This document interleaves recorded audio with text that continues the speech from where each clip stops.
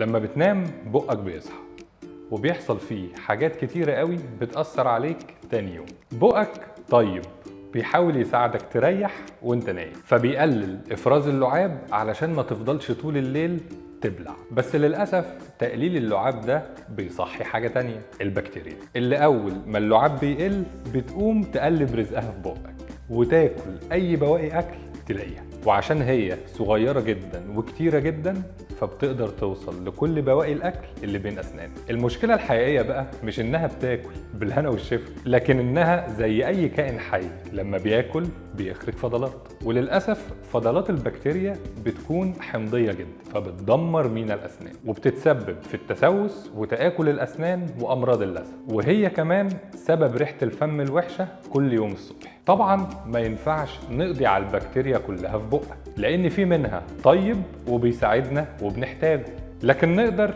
ننظمها ونقلل البكتيريا الضارة عن طريق ان احنا نغسل اسناننا كل يوم قبل ما ننام وكل يوم بعد الفطار، ونروح لدكتور الاسنان بشكل دوري علشان ينظف اسناننا ويعالج التسوس. من الاخر لازم تستعد وتحمي نفسك وانت صاحي عشان لما بتنام بقك بيصحى.